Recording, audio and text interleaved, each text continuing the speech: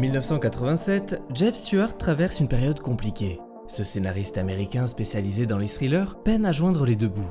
Son dernier script a été acheté par Columbia Pictures avant d'être mis au placard et son contrat chez Disney ne suffit pas à couvrir ses dépenses. Entre deux missions, il lui reste 6 semaines pour rebondir. C'est là que son agent, Jeremy Zimmer, lui décroche un rendez-vous avec Lloyd Levin, chargé du développement chez Gordon Company, une boîte de production liée à la 20th Century Fox. Levin lui propose un projet, adapter le roman Nothing Lasts Forever, écrit en 1979 par Roderick Thorpe. L'auteur, ancien détective privé, avait imaginé cette histoire après un rêve étrange dans lequel un homme se faisait traquer par des hommes armés dans un gratte-ciel. Ce cauchemar lui était venu après avoir vu La Tour Infernale. La Fox, qui avait déjà adapté un autre livre de Thorpe, le détective porté à l'écran avec Frank Sinatra, détenait aussi les droits de cette suite. Levin donne carte blanche à Stuart, à condition de conserver l'ambiance de Noël à Los Angeles, jugée visuellement originale. Viens me voir à Los Angeles, on passera Noël en famille, on fera la fête. Très vite, le projet est résumé avec un slogan accrocheur. Rambo dans un immeuble de bureau. Les producteurs Lawrence Gordon et Joel Silver, bluffés par le travail de John McTiernan sur Predator, le choisissent pour mettre en scène le film. Le réalisateur accepte mais pose une condition. L'histoire doit mêler action et humour et adopter un ton plus léger que les films du genre. Attention, qui que vous soyez, attention, cette fréquence est exclusivement réservée aux urgences. Sans blague! Et vous croyez que j'appelle pour commander une pizza? Stuart s'installe alors dans ses bureaux chez Disney et se met au travail avec acharnement, passant jusqu'à 18 heures par jour sur le scénario. Un soir, après une dispute avec sa femme, il saute dans sa voiture pour prendre l'air. Sur la route, il percute une boîte en carton. Elle est vide, mais le choc, symbolique, le fait réfléchir. Il imagine alors un personnage rongé par le remords de ne pas avoir su réparer son couple avant un drame. Ce concept devient le noyau émotionnel de l'histoire. Après s'être réconcilié avec sa femme, il écrit 35 pages d'une traite dans la nuit. Ils craignent qu'une femme mariée... Tu es une femme mariée, ma chérie, t'es mariée avec moi. On va pas recommencer, En on a tout cas, déjà tu eu l'étais cette la dernière fois conversation qu'on en s'est vu. juillet. Mademoiselle Généraux, Il s'inspire aussi de son entourage. Divorce, disputes, tensions conjugales, tout nourrit la relation entre John et Holly McClane. D'ailleurs, le héros ne s'appelait pas encore McClane à ce moment-là. Son nom initial, John Ford, a été rejeté par la Fox, jugé irrespectueux envers le célèbre cinéaste. Stuart opte alors pour McClane, un nom plus personnel, aux sonorités fortes, ancré dans ses racines celtiques. Il imagine un personnage faillible, dépassé par les événements, mais toujours humain.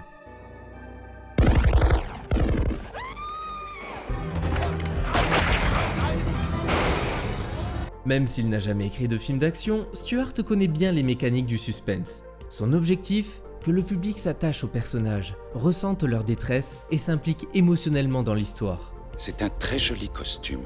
Ce serait dommage de le salir. Donnez-moi le code. Il faudra que vous alliez à Tokyo pour le savoir. Moi, je ne sais rien, vous allez devoir me tuer. Quand il présente ses idées, le producteur Lawrence Gordon l'interrompt rapidement et lui demande de foncer sur le premier jet. Ce dernier sera livré en moins de 6 semaines. Il reconnaît au passage l'aide précieuse de Lloyd Levin, qui l'a aidé à mieux cerner le roman d'origine. Certaines scènes spectaculaires du livre sont conservées, comme l'explosion dans la cage d'ascenseur ou le saut vertigineux depuis le toit. Mais le ton du roman est bien plus sombre, cynique même. Pour rendre l'histoire plus fluide et engageante, Jeb Stuart enrichit le scénario en ajoutant des personnages ou en développant ceux qui étaient secondaires dans le roman. Il donne par exemple plus de consistance à Powell en le rendant plus proche de McClane grâce à des détails personnels, notamment liés à sa famille.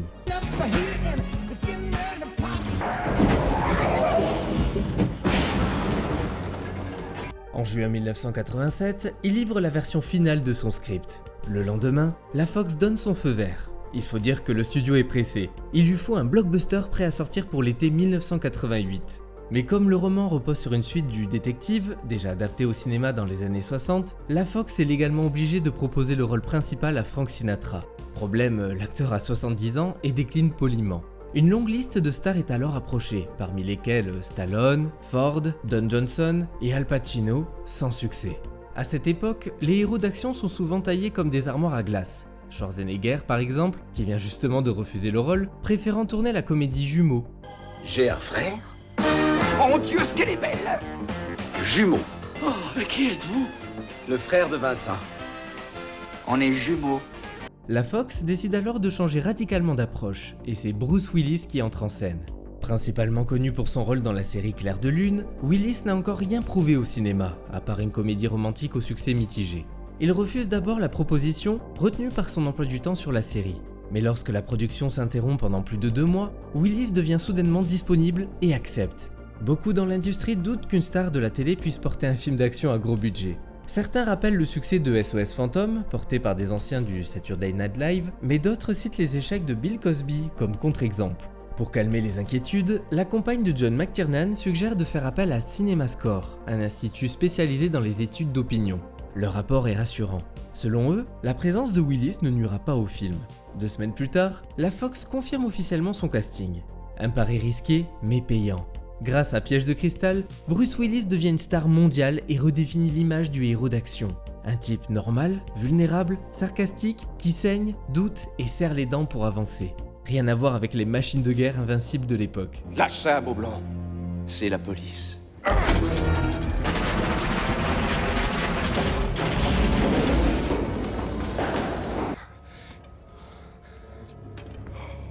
Pour ce rôle, il touche un cachet de 5 millions de dollars, un montant digne des plus grands.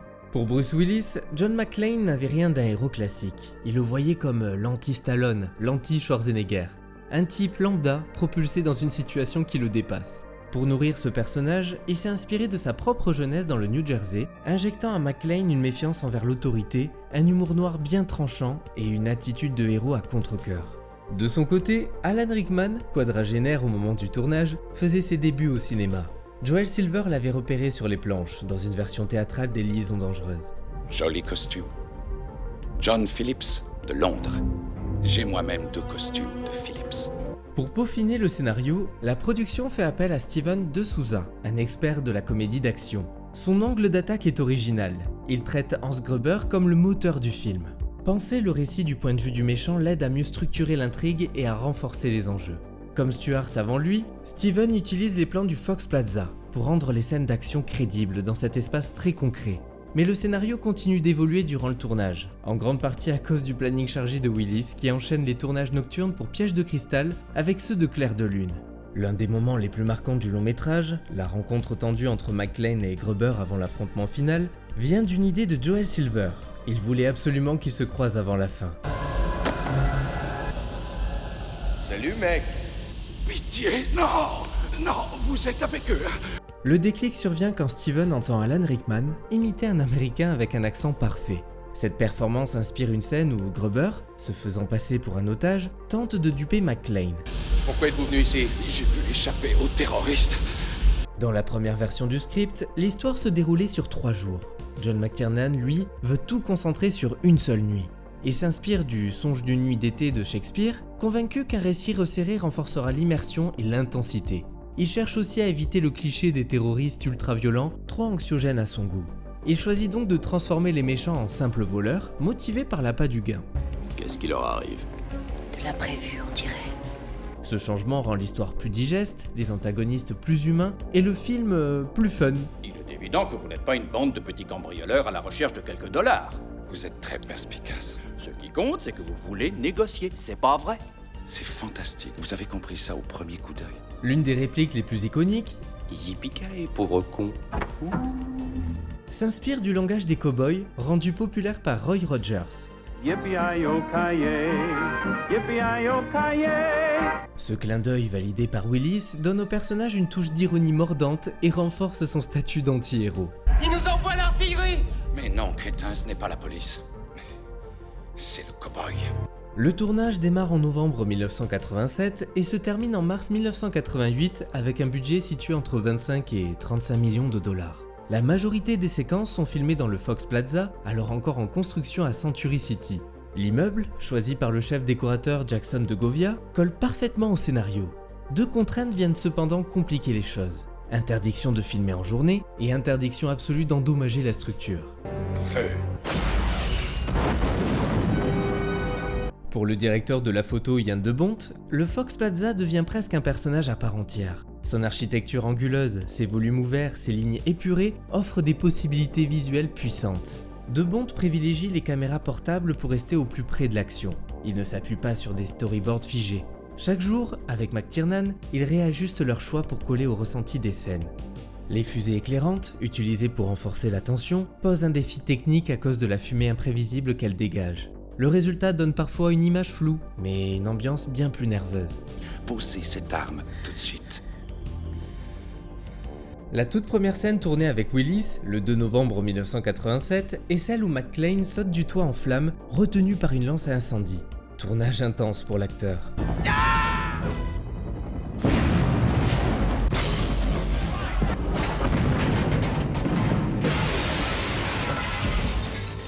Dans les derniers jours du tournage, une scène est ajoutée pour offrir un moment de bravoure au chauffeur qui neutralise l'un des méchants avant qu'il ne prenne la fuite. L'acteur frappe vraiment son collègue à l'écran, ce qui donne une énergie très brute à la séquence. Le film est en constante évolution. Certains rôles prennent plus de place, d'autres sont réduits. Et les acteurs ont une grande liberté d'improvisation, ce qui donne naissance à des répliques devenues cultes. Qui êtes-vous? Une mouche dans le lait, mon cher Hans. Un emmerdeur. John McTiernan, influencé par le cinéma de la Nouvelle Vague, adopte un montage résolument dynamique. Ce choix renforce la tension et le rythme, plongeant encore davantage le spectateur au cœur de l'action.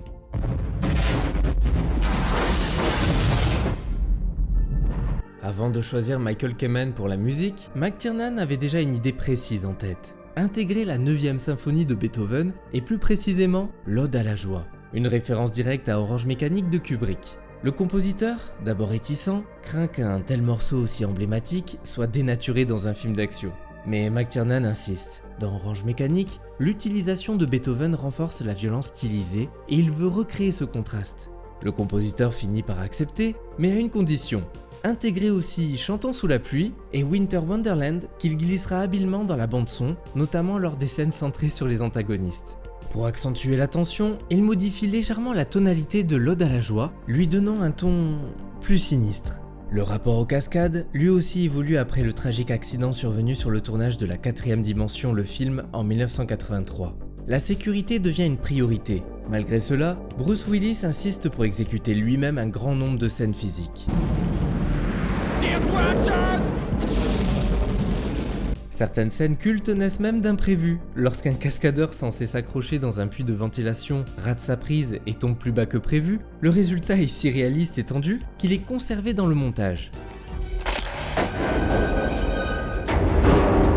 Mais tous les risques ne sont pas sans conséquences. Willis souffrira d'une perte auditive permanente à l'oreille gauche après avoir tiré avec des cartouches à blanc sous une table.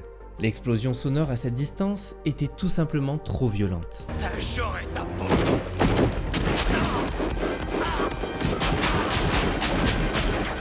La chute du grand méchant, elle aussi reste l'un des moments les plus iconiques. Pour cette scène, Alan Rickman est lâché dans le vide depuis une plateforme située entre 6 et 21 mètres de haut, selon les sources. Ouais, il y a un grand écart. Contrairement aux chutes classiques, celle-ci est effectuée en arrière, ce qui demande une grande précision. Le réalisateur, pour assurer Rickman, effectue lui-même une chute test. Mais le véritable coup de génie vient d'un petit mensonge du metteur en scène. Et ça, vous savez déjà l'anecdote, elle est bien connue. L'acteur croyait qu'on allait le lâcher en comptant jusqu'à 3, sauf qu'on l'a relâché au bout de 1. Résultat, son expression de surprise totale et authentique. Cette chute, aussi spectaculaire que mémorable, a représenté un vrai défi technique. Le problème, aucun opérateur ne pouvait suivre la vitesse de la chute en ajustant la mise au point à temps. Pour contourner cela, l'équipe de Boss Film Studios développe un système automatisé capable de corriger le focus en temps réel. Une caméra grand angle tournant à 270 images par seconde permet de ralentir la séquence à 1/10 de sa vitesse réelle. Malgré cette prouesse, certaines images restent floues et la scène est coupée dès que le rendu devient inexploitable. Le tournage dans le Fox Plaza n'a pas été de tout repos. Certains locataires du bâtiment, agacés par les nuisances, refusent même d'éteindre les lumières de leur bureau pendant les prises de vue nocturnes.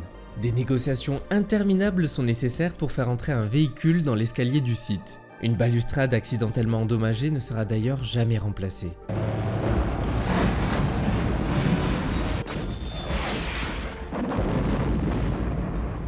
Pour donner un maximum de réalisme aux scènes d'action, la production privilégie les effets pratiques. Pour les explosions, l'équipe utilise des dispositifs remplis de propane, générant de longues gerbes de flammes. L'explosion du toit, elle, est la seule du film réalisée à l'aide d'une miniature. Jan de Bont, afin d'éviter une lumière trop uniforme liée à l'éclairage des bureaux, déploie des astuces visuelles. Des projecteurs miniatures sont cachés en hauteur pour créer des jeux d'ombre, et dans certaines scènes, des tubes fluorescents sont posés au sol pour renforcer l'aspect brut du chantier. Mais la réécriture permanente du scénario complique la tâche. Certains décors sont construits avant même que leur utilité soit définie. Le 30e étage, où les otages sont retenus, fait partie des rares décors intégralement bâtis en studio. Pour renforcer l'illusion du réel, une immense peinture mate de 120 mètres de long est réalisée pour simuler la vue de Los Angeles depuis les vitres du 30e étage. L'été 1988 s'annonce comme une période très riche en sorties, avec une nette tendance à viser un public adulte en phase avec l'évolution des spectateurs. Les gros cartons attendus sont Crocodile Dundee 2 et Rambo 3, tandis que d'autres titres très variés comme Un prince à New York et Qui veut la peau de Roger Rabbit viennent enrichir une saison particulièrement dense. Face à des poids lourds comme Double détente avec Schwarzenegger ou La dernière cible portée par Clint Eastwood, Piège de cristal ne suscitait pas un grand engouement avant sa sortie. Le producteur Lawrence Gordon reconnaît d'ailleurs que l'absence de vraies stars du cinéma d'action dans le rôle principal jouait contre le film au départ. À l'époque, les grands noms attiraient les foules dès le premier week-end. Pour un nouveau venu comme Willis, tout allait dépendre du bouche à oreille. Le film sort finalement le 15 juillet 1988, en pleine saison estivale, et contre toute attente, c'est un carton. Dans ce gratte-ciel qui surplombe la ville, 12 terroristes ont déclaré la guerre. Vous venez de détruire un immeuble entier. Bruce Willis, Piège de cristal. Figurez-vous que j'ai été invité à la fête par erreur. Il décroche 7 millions de dollars dès son premier week-end, se hissant à la 3e place du box-office. À la fin de son exploitation, il engrange plus de 140 millions de dollars dans le monde, dont 83 rien qu'aux États-Unis. La critique, elle aussi, suit. Les performances de Willis et d'Alan Rickman sont particulièrement saluées. Ce dernier impressionne par son interprétation glaciale et charismatique dans Scrubber, que le Los Angeles Times décrit comme un méchant qui redéfinit les antagonistes du cinéma d'action. Quant à Willis, il casse les codes du héros bodybuildé invincible et offre un personnage vulnérable, drôle et humain. Le New York Times salue la mise en scène nerveuse et inventive de McTiernan qui parvient à mélanger tension, humour et spectacle avec brio. Mais tout n'est pas parfait pour autant. Variety note que certaines scènes flirtent avec l'invraisemblance, mais reconnaît malgré tout un divertissement de haut niveau. Le consensus général est clair, Piège de cristal est un tournant dans le genre. Aujourd'hui encore, il reste un pilier du cinéma d'action. Piège de cristal est un film d'action innovant à l'origine d'un sous-genre à part entière. Porté par deux acteurs étincelants qui s'affrontent dans un décor de gratte-ciel à faire pâlir autant les claustrophobes que les personnes sujettes au vertige, il bénéficie de la réalisation de John McTiernan qui maîtrise son sujet de bout en bout pour mettre en scène un scénario plus profond que les apparences ne le laissent penser. Fondateur d'une franchise dont il reste l'opus le plus réussi, Piège de cristal n'a pas pris une ride et reste un divertissement culte transcendant des générations de dur à cuire. Piège de cristal, c'est vraiment le film qui sait tout faire. De l'action qui envoie, des moments touchants et une narration tendue du début à la fin. Sous la patte de McTiernan, ce qui n'aurait pu n'être qu'un simple polar de flic piégé, devient une aventure haletante. Au-delà du casting, qui est tout simplement parfait, le rythme, lui, est chirurgical. Chaque scène a son utilité, qu'il s'agisse d'un échange tendu ou d'une explosion monumentale, rien n'est superflu. Et que dire de la musique, qui mêle Beethoven et ambiance de Noël pour créer quelque chose d'unique, d'élégant et de complètement inattendu dans ce genre de film. Bref, Piège de cristal, c'est un classique instantané, un modèle de mise en scène, un tournant dans le genre et un film qu'on peut revoir encore et encore sans jamais s'en lasser.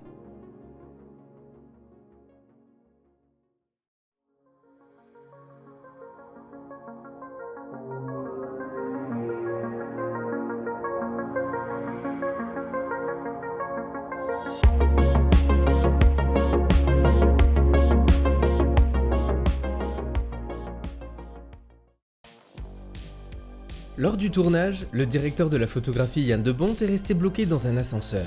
Une mésaventure marquante qui lui a d'ailleurs inspiré plusieurs années plus tard la scène d'ouverture du film Speed, qu'il a lui-même réalisé. Pour incarner John McClane dans toutes les situations possibles, Bruce Willis disposait de 17 débardeurs, chacun soigneusement altéré à différents degrés d'usure par le département des costumes. De quoi suivre visuellement la descente aux enfers du personnage au fil des explosions et des fusillades. La première rencontre à l'écran entre Bruce Willis et Alan Rickman n'a volontairement pas été répétée. Le réalisateur souhaitait capter une tension réelle et spontanée entre les deux comédiens, renforçant ainsi l'effet de surprise entre leurs personnages. Interviewé pour les 30 ans du film, Bonnie Bedelia a confié que son plus fort souvenir reste Alan Rickman. Ils étaient devenus très proches sur le plateau, partageant leur repas chaque jour. Elle se souvient surtout de sa douceur, très éloignée de la froideur de Hans Gruber. Rickman, justement, a bien failli refuser le rôle. Tout juste arrivé à Hollywood, il était réticent à l'idée de débuter sa carrière cinématographique en incarnant le méchant d'un film d'action. Une hésitation compréhensible. Son interprétation, aussi brillante qu'inoubliable, a tellement marqué les esprits qu'il a ensuite longtemps été cantonné à des rôles d'antagoniste. Dans le making-of, John McTiernan a révélé que les explosions visibles sur la façade de l'immeuble n'étaient pas des effets numériques. L'équipe a réellement orchestré des déflagrations à grande échelle, directement dans et autour du bâtiment, pour un rendu aussi spectaculaire qu'authentique. C'est Alan Rickman lui-même qui a proposé que son personnage porte un costume élégant, là où les autres membres du groupe arboraient des tenues plus décontractées. Un détail vestimentaire loin d'être anodin, qui soulignait son autorité en tant que leader, mais aussi sa nature inquiétante. Un homme parfaitement habillé, froid, sophistiqué et prêt à tuer sans hésiter dès que quelque chose ne va pas dans son sens. Le raffinement au service de la terreur. Enfin, la scène de l'hélicoptère en approche du gratte-ciel à la fin du film a nécessité 6 mois de préparation. L'autorisation d'utiliser l'espace aérien n'étant valable que pour 2 petites heures, 9 équipes de tournage ont été déployées afin de capturer toutes les images nécessaires en seulement 3 passages. Pour des raisons de sécurité, seules les personnes officiellement employées sur le film pouvaient se trouver dans un rayon de 150 mètres autour de la zone de vol.